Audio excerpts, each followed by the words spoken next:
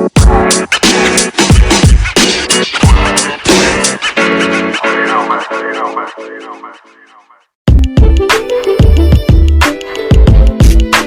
to Caregivers and Candid Conversation podcast. I am Lashina McBride, the host and the executive director of We Support Caregivers Incorporated. We Support Caregivers is a 501c3 organization whose mission is to encourage and empower individuals who care for their elderly loved ones to cultivate and focus on self-care. To make a donation or to learn more about us, please visit WeSupportCaregivers.org. And caregivers, while you're on our website, be sure to check out everything that we've made available to you. From our Care Connection emails that you can subscribe to, from our self-care support text that you can join, from our self-care support kits that you can sign up to possibly receive one, the birthday club, our free educational resources, and more. Again, visit WeSupportCaregivers.org and check all these resources that are available to you, the caregiver. So caregivers, this is another podcast episode, and I want to ask you all, caregivers, do you know there's many things as caregivers that either you are encountering or you will encounter, but do you know? There's certain information you should know so you know how to handle certain situations as it pertains with your loved one or the individual that you're taking care of. So I have the pleasure to be today with Miss Monique Halls. We go back, Monique. Yes, we do. Yes, we do. We go back. So I first met Miss Halls when my mom was a dialysis patient. Yes.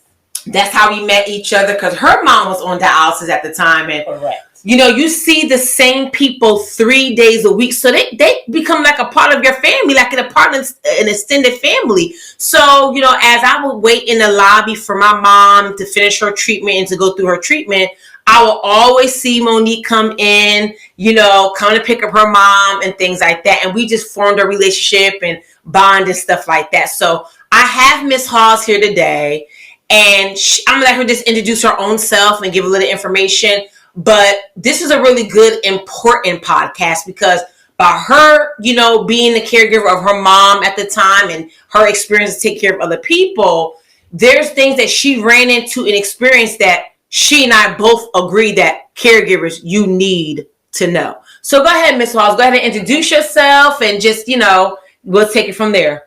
Hello, everybody. My name is Monique Halls. I live in Virginia Beach.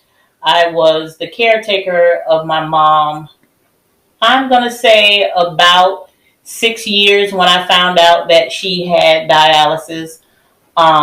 It was a journey. So yes. I am here to help and share what we went through on our journey, and hopefully we can help somebody else. Yes, that's what it's all about. So, Monique, what during your journey of taking care of your mom, of course, there's different things you had to, you know, learn and go through the hard knocks about. Mm-hmm. But as it pertains to medical things, what do caregivers need to know to save them from maybe what you experienced, the headache you went through, things like that, how to prepare themselves, the do's and don'ts? What do they need to know as it pertains to certain medical things? Go ahead. The first thing that I learned in this with my mom and dialysis, it had a lot of changes of what she can do and what she could not do. Mm-hmm. But I think the first challenging thing was when my mom caught C. diff. Oh, wow. I know what that is. I didn't understand. Mm-hmm. At first, I came home and my mom had a bowel movement on herself. Mm-hmm. But it was like as soon as I cleaned her up, she would have another. Mm-hmm. And then another. Yep. And then another. And I was like, what in the world is going on? And then she would complain about her stomach was hurting. So I finally took her to the emergency room. And we found out that she had C. diff. Mm-hmm. And we spent 57 days in the hospital. Mm. And Dr. Nugebauer because we had to call in the CDC for this medication that she needed. The medication was $10,000. Jesus. Co-payment was $796. Wow.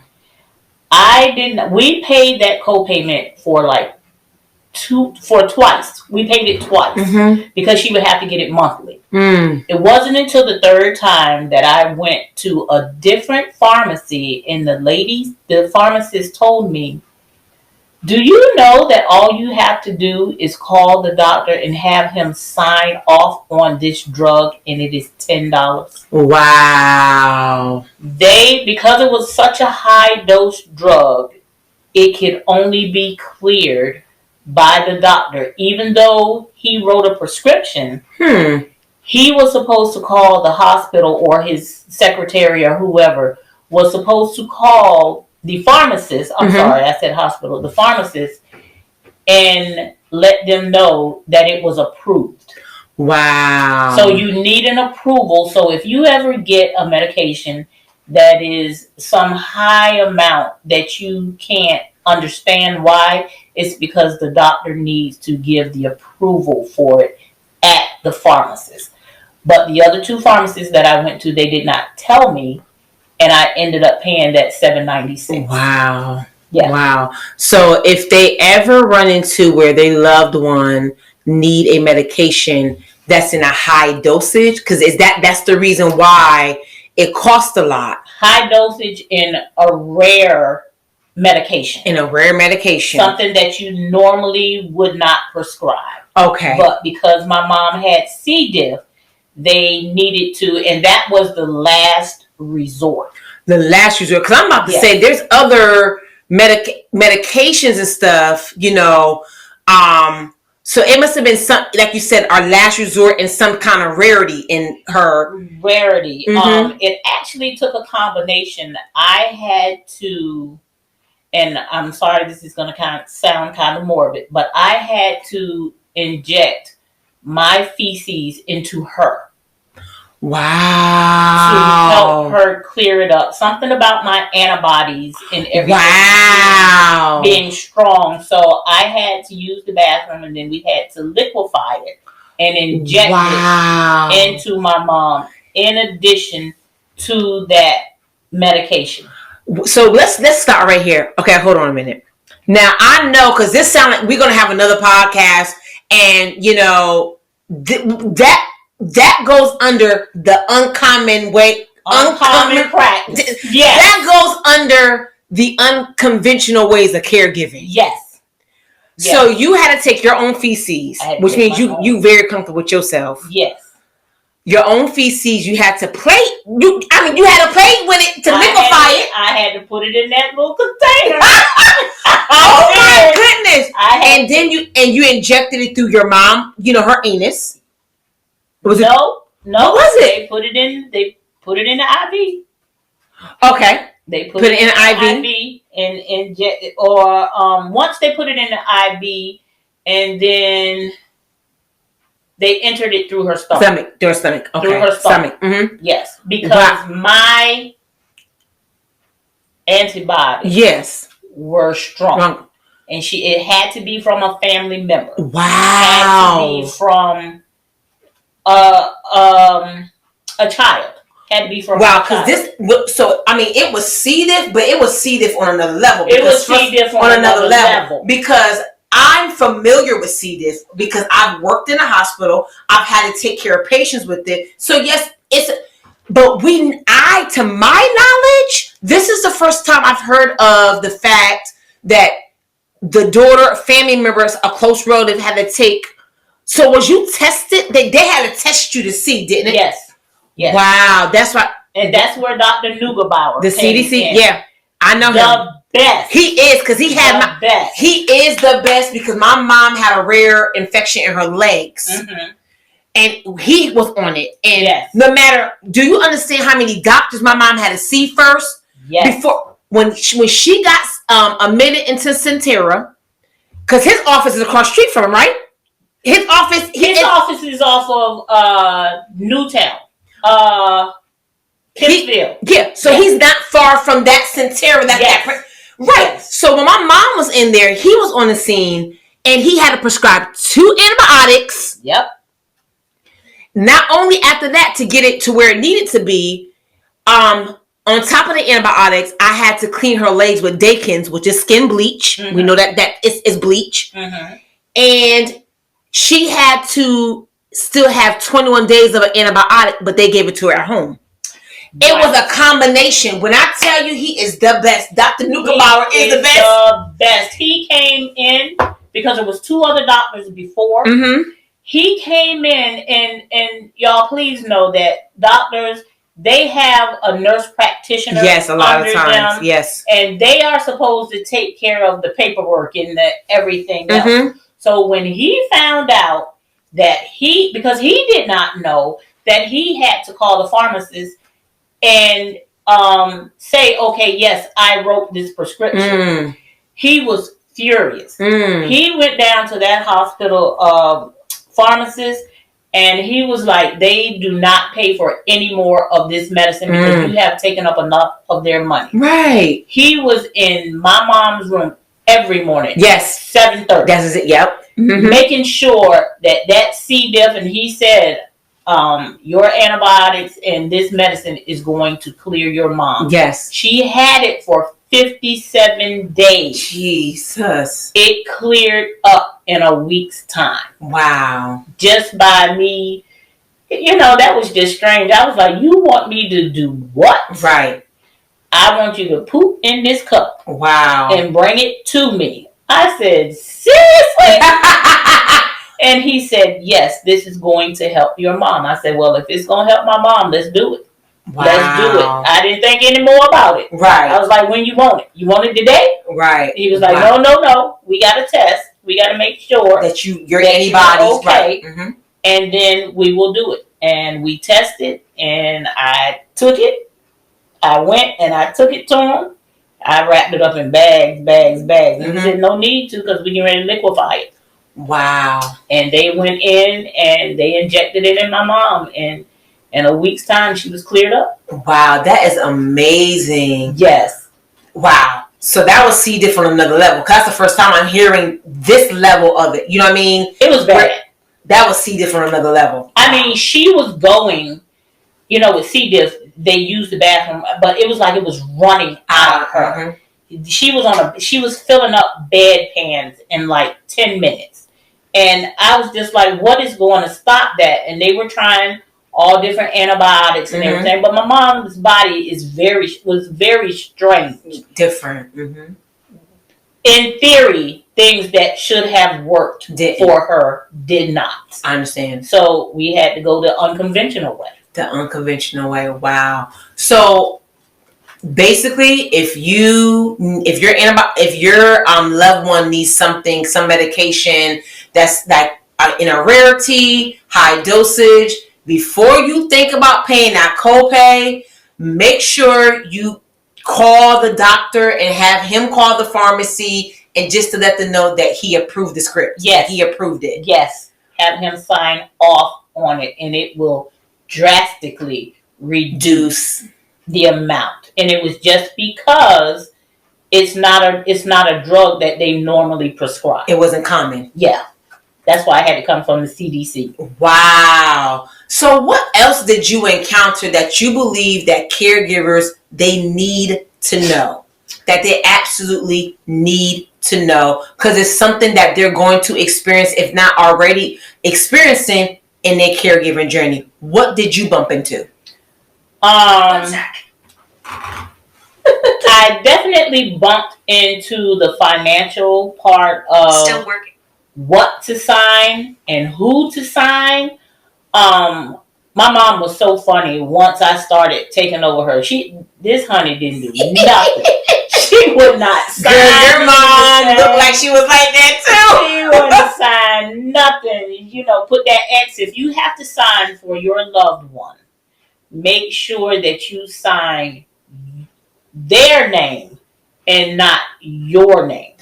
Because once you sign your name, you're saying you're responsible for that bill. And even if, unfortunately, your loved one passes on, then the hospital can hold you liable because you signed your name. Wow. Now, if you sign your loved one's name, even after they pass on, whatever hospital bill they have, they cannot make you pay that bill. Mm-hmm. That bill is null and void because it's her name on it. They have insurance for that. Right. So, but they will try to make you pay for that bill if you don't know your rights. Right. Wow. So again, caregivers, before you sign any bills or medical bills or anything for your loved one, if you're going to sign, make sure you're signing as their name and not your own, because then the liability falls on you to have to pay for it in the event when they pass. Okay, I can see that. I can see how that can happen. I can see the logic behind that. But again, it's about knowing your rights. It's about knowing your rights and what is coming up. And afterwards, if it's your parent that passes on, or anybody that you have legal guardianship or power of attorney on, it's always good to make sure that you know your loved one's wishes, what they want, that you know where they have all their paperwork at, if they have a will. If they don't have a will, it's uncomfortable to talk about, but you try to encourage them to, let's do a living will while they're alive. And then if they have, some older people feel like, my mom was like, I'm not doing no will. You and your brother better figure it out. That was her thing. But I put things in place for her funeral, for everything else, in case, because they told me life expectancy for somebody on dialysis was 3 to 4 years. My mom lived for 9 years on it. That's good. You just have to know her body and what she needs, but you need to have these things in place. I didn't wait for my mom because she was my mom and I kind of knew her like I knew myself. So I made the living will, and I would just ask her questions, and I would tell her, I'm making this living will. What do you want?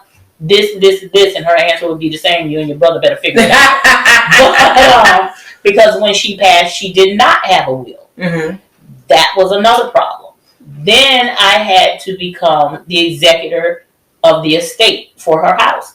That meant I had to go down to the courthouse and I had to apply for executor of the estate so that the city could not come and take my mom's house. Wow. I am her heir. So if I did not do that, then it became the property of the city of Virginia Beach. Right. And we were not doing that. Right. So you have to make sure that you go and you follow the steps. And people don't know that also, like my mom's, the light bill was in my mom's name. You have to change that immediately or now it's fraud. Wow. Because she is not here anymore. Right. You cannot have a bill in her name because she is not here. Right. If a company wants to be nasty, they can sue you. Wow. But they also can disconnect your services because that person no longer lives. Wow. So I had to make sure that everything that was in my mom's name as far as utilities, I added my name on also. So therefore, when she passed, I was still on the bill. Correct. So I could still communicate with them because it was both of us. But if the person passes away and they are deceased, you have to take it out of their name. So things that are in their names, once they pass, you have to make sure you transfer things into your name for just the legality of things. Yes. Yes. Wow. So what else did you experience as it pertained to medical that you think caregivers definitely need to know? Because once again, you're sharing information. This platform is to share information, in addition to encouraging and empowering caregivers to cultivate and focus on self-care, we also are providing them information to help them navigate that caregiving journey, being their loved one's caregivers. So what else do they need to know that they're going to bump into, may have already bumped into, could be experiencing now? What else do they need to know that is not commonly talked about? It's not something highly known. Like, they would have to actually dig and do research to know about it. Right. What do they need to know? Well, I also ran into, once my mom got over C. diff, she had to go into a rehab. Okay. They did not tell me, because you get the care providers that come to help you transition over. They do not tell you that if your mom or loved one is on Medicaid, even if they got A, B, C, and D, that on the 21st day of being in rehab, you are on day 22nd, you are responsible for that whole bill. Wow. You are thinking, okay, that Medicaid is going to pay for this and they're going to be okay. No, day 22, you owe whatever their fee is for them to be in rehab after that. And you also want to, you want to research that rehab facility. Yes. When you go in there, you want to go there late night and see what's going on. You want to see what their security is like, if you could walk in there. I never left my mom anywhere. If she was staying in that rehab facility, I'm staying in that rehab facility, because I noticed we had her in one, and we just walked in at 2:30 in the morning, and there were two ladies sitting at the desk, and neither one of them ever looked up. They never said anything. Wow. My mom was wide awake. She was thirsty. She was hungry, and the bell was ringing, and they never even went in that room. Right. So you want to make sure, you want to see what their cleaning practices are, because what people don't know is you can go into rehab and catch something. Oh, absolutely. Unfortunately, that's common. Yeah. Unfortunately, that's common. And you're right, because when my mom had to go to, she had to go into a facility because she needed an antibiotic that the insurance company would not pay for her to receive at home. It will only had to be administered through a facility. So that 21 days that she was there, honey, I was there the 21 days. That's right. She had her own room. And I built relationship with the nurses to let them know when I need to step out for myself, get clothes, go home, whatever. I had the nurse's cell phone. I was like, and I had them call me, hey, I'm ready at your mom's room. I'm getting your medications. Everything's good. Or when I called and checked in. And understanding, because me being a healthcare professional, I am well versed because I've worked at facilities. I worked at the hospital, private duty, home health, clinic, you name it, kind of well-rounded. So I'm not surprised about anything that I've seen or heard. But yes, about the rehabs and the nursing homes, yes.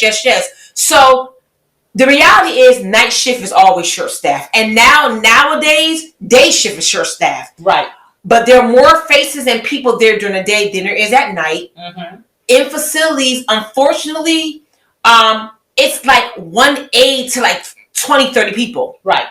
And the reality is, at nighttime, when all those bells and stuff going off, they have to use strategy on who's going to get help first. Right. So it's a matter of priority, unfortunately. You know what I mean? And it shouldn't be that way. Right. But yes, one thing that we know, when the loved ones really need to make their presence known when they loved ones have to be in a facility. Right. They really need to make their presence felt, because unfortunately, some people, some healthcare professionals, they're going to know, well, I got to make sure so-and-so's going to be good because their loved ones are going to be here. Right. But the ones that their loved ones are not making an effort to be there and involved in their care, it trickles down to the healthcare professionals to be like, well, their loved ones don't come as often. So unfortunately, that's how it is. Right.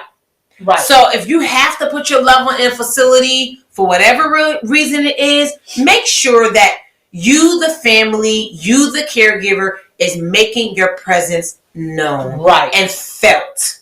Absolutely. So you're right about that as well. I was like, oh no. Mm-hmm. And, you know, I'm not one to hold my tongue. So when I walked past and they were sitting up reading a magazine, you know, and this is pre-COVID. I was like, so this is what you do? This is what you do at night? And you think I'm gonna leave my mama up in here? I don't think so. Right. I'm gonna need some blankets, something, and then me and my brother worked it out. Okay, I'm gonna be here at night. You're gonna be here in the daytime, but at no time will she be left by herself. Will she be left by herself? Because I just don't trust these people. Right. Nobody's gonna take care of your loved one like you're. That is true. Going to take care that of is your true. loved one. So you have to be definitely cautious about where you put them, and if it don't seem right, say something. Right. See something, say something for sure. Exactly. So I learned that, and what else did I learn about her? You don't have to be, when they sent the therapist at home. If you're not comfortable with them, you know, something in you says this is not right. Right. Or I don't care for this person. Right. If you don't care for them, don't let them in your house. Right. Don't let them in your house. Don't let them bring their bad spirit up in there. Right. You know, and you tell them if they, you know, if my mom is yelling, don't keep twisting. Right. Right. Don't keep twisting and turning. She just told you that hurt. Right. Okay, get your bag. It's time to go. Stuff. Time to go. I'm going up out of here. Right. I ain't having you up in here to be twisting my mom's arm and have her yelling and screaming. You're going to have to be a little bit more patient. Right. A lot of people don't know, because I didn't know at the time. I don't remember what had happened, but there's medical transport. Oh, for your loved one. And I think it was right after she got the C. diff. Everything was C. diff, and then it went from there. They would pick her up and they would take her and they would bring her back. And what you want to do is you want to get in good with these people, because, you know, they lifted your parent. They lifting your loved one. They can drop them. Trust me, I've been through that twice, my mom. You could do whatever. You know, I would make good when they brought my mom back at 12:30. I was always cooking her lunch. I would cook them lunch too. You know, you just have to know, because at some point in time you have to trust someone other than yourself. That's right. That's right. So you make the best so that they're going to look after her. You know, my mom was so funny.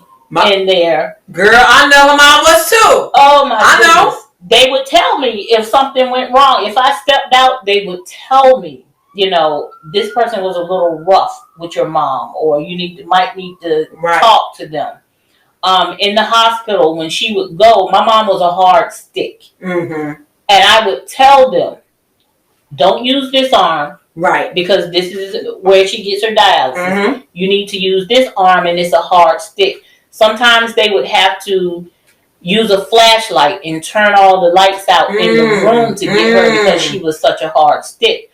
But you don't let the is it a phlebotomist? The one who does it? You don't let them keep poking. No. If you can't get it on the first or the second try, I need somebody who can do it. Exactly. That's true. I need somebody who can get this.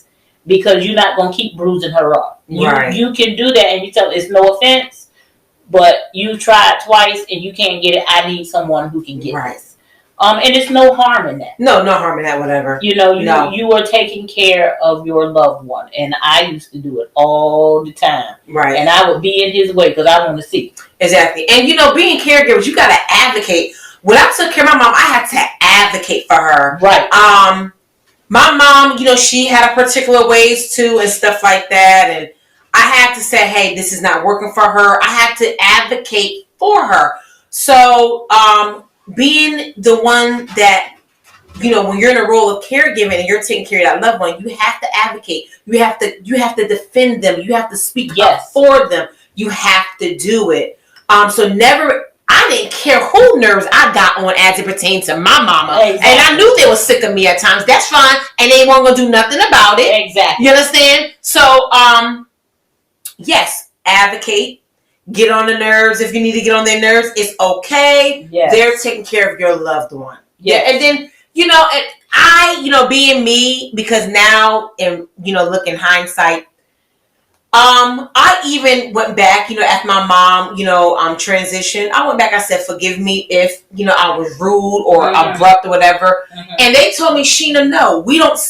You the way you took care of your mom and how you advocate for her. That's rare nowadays. Right? It's very rare nowadays. You was taking care of your mom. You don't have no reason to apologize. You know what I mean? Right. So, but I still went back because when you're a caregiver, take care of that loved one, the stress you're under, being burnt out, worn out.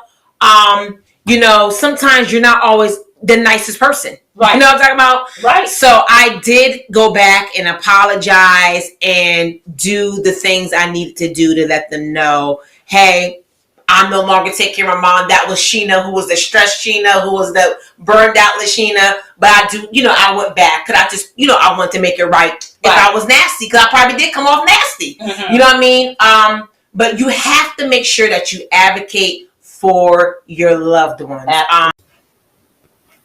So Monique, what did you learn, or what do caregivers need to know as it pertains to the financial responsibilities of their loved ones? Some do's, some don'ts, what they do need to do or what they don't need to do. Share with them what they need to know.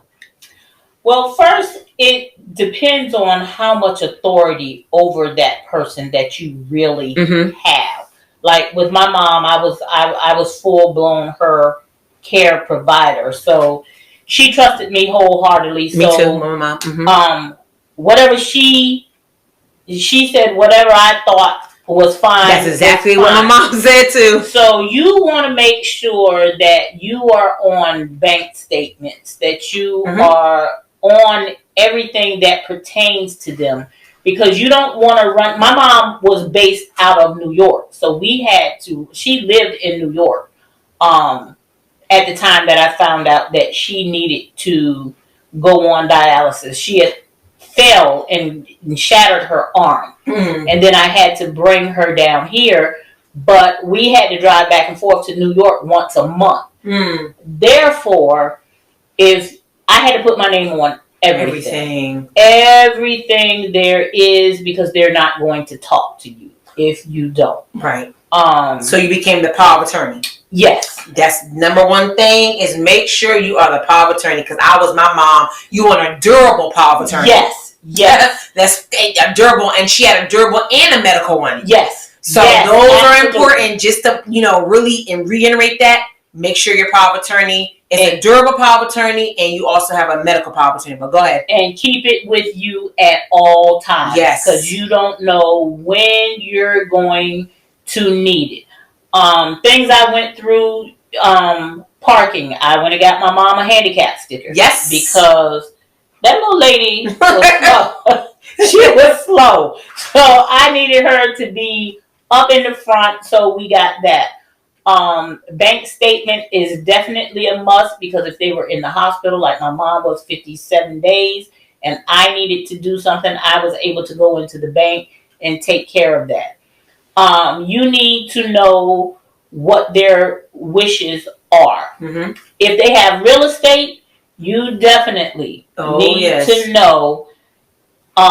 If she has a house and you are trying to obtain that house, then you have to go through steps to, unless she has a will that is going to turn the house over to you, then you have to go and you have to become the executor or the executive of the estate. In my mom's case, she had a reverse mortgage. With the reverse mortgage, you have 1 year, to pay off that mortgage after she passes away. And if you don't, then it goes back to the bank. You have to have someone who knows about reverse mortgages to help you with that, because the bank that my mom had the reverse mortgage, they were not helpful at all. COVID helped me out because I kept getting COVID extensions, but they did not want to release the house to me. Wow. You cannot file bankruptcy for a reverse mortgage. Okay. You just cannot do it.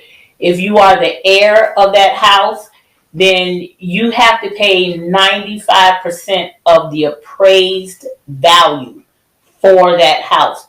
So, for instance, they wanted $566,000 for Jesus. my house. That was the value of the house. Mm-hmm. Nowhere, no loan company is going to loan you that amount of money. They loan up to $400,000. Okay. So that 566 that they were trying to get from me was the full price. It wasn't 95% of the value. They were trying to get me, but I had a very knowledgeable person working with me. His name was Marshall Lowe. He does VA loans. If you need them, please contact me and I will connect you. But he helped me switch that reverse mortgage, and they were asking for $566,000, and I got it for $380,000 because I was the heir to my mom's property. Okay. So if you don't want the property, then you just stay there and you let it go. But in that case, that is the house that I lived in with my mother, and we wanted to obtain this house. So we had to find someone that would finance it, and a VA loan was best for us because my husband was ex-military. Okay. So that's what we got. But we had to jump through a lot of hoops to get this house. And it actually went into foreclosure twice. Okay. Because the bank was not being cooperative. They told me it was nothing I could do. They told me that, I would have to bring $100,000 to the table because they were trying to get that $566,000. It had no equity in it because now it was a reverse mortgage. And we took out the reverse mortgage because she found out she was going to be a dialysis patient. And we didn't know, me being a first time, I didn't know what that was going to entail. Gotcha. So we took that out to have funds for her if needed. Got you. So I don't recommend it. Okay. I really don't. It was a very stressful time to think that I was going to lose this house. But I found somebody who knew the ins and outs and what to do, and trying to make me bring $100,000 to the table. I mean, I didn't have that. And it turned out after we got it done, I was always on the title. So they were basically trying to get the house from me because I was always on the title. Right. When we signed for that reverse mortgage, it was me, my mom, and my brother on the title. So they were supposed to give me that option anyway. And they were not trying to do it. So the long story short is I wound up putting just $2,000 down for the closing of the home, and we got it for the $380,000 and not for the $566. But you have to know the ins and outs. And after doing reverse mortgages, they have started to rewrite them because a lot of people were losing their homes behind this reverse mortgage because it's a program based on the bank gives you a loan while you're there. You don't pay mortgage or anything when you're in the house, but once the loved one passes away, if you don't pay for the house, all the money that they gave you, it goes back to the bank.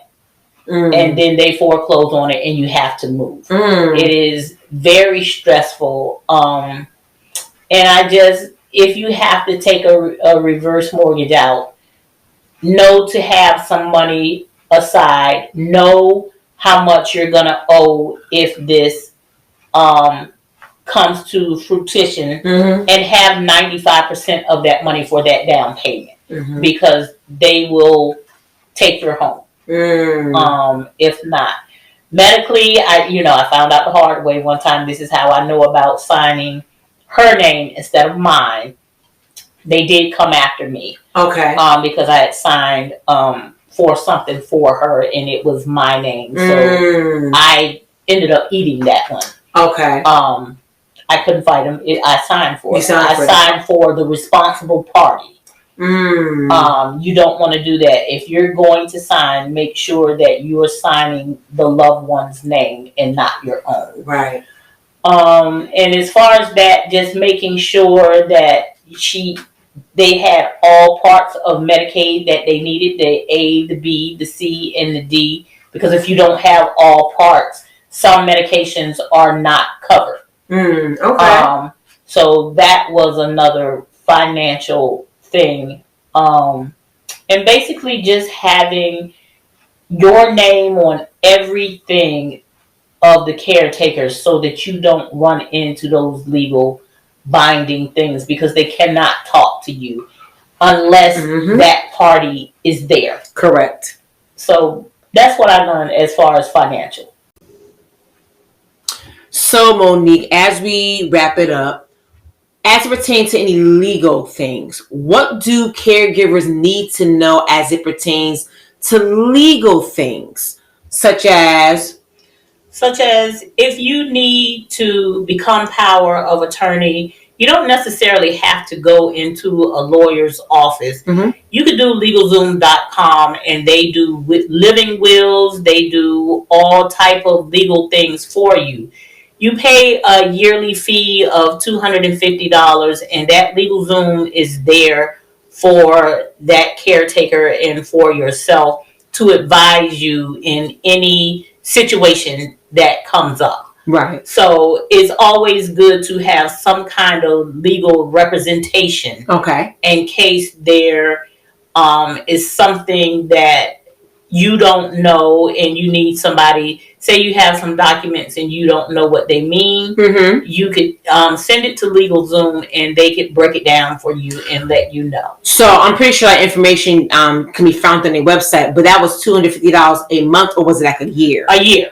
Okay, that's not too bad. That's not too bad at all. No. That's not too bad at all. And then so the process of how I became power of attorney, what I did was I downloaded the files, and I knew that the documents had to be notarized. So I found a travel notary, and travel notaries, they come out no matter where you are, no matter what time of night it is, they come out and charge a minor fee for their signature. And that's how I did the power of attorney. It was my sisters who was there. We knew a power of attorney needed to be in place and things like that. So we had the travel notary come out, sign documents, didn't take longer than 10 minutes, and be out. And just to establish the power of attorney. Yes. But a power of attorney, of course, had to be notarized. Yes. But that's what we did. And, it could have been more than about $50 just for all the signatures and stuff like that. Yes. So, my daughter is a traveling notary. So I know.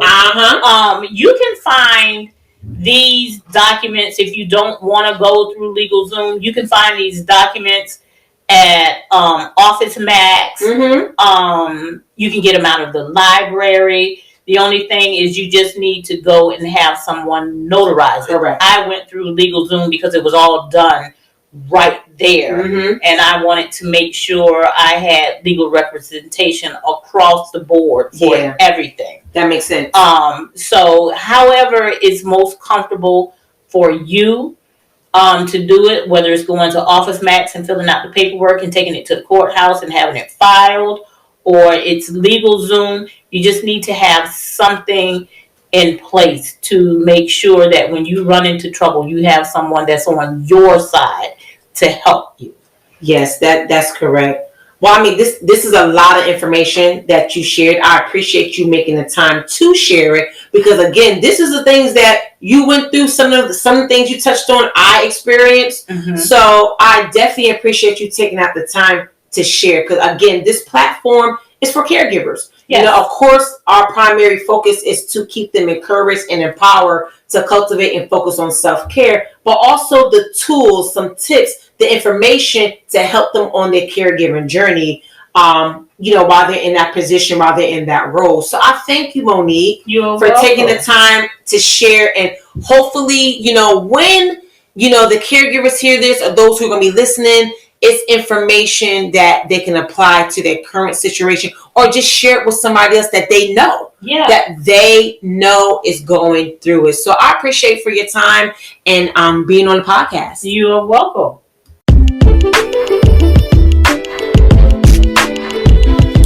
What another great podcast episode. I truly appreciate Monique Hawes for joining us for this episode entitled Caregivers Do You Know?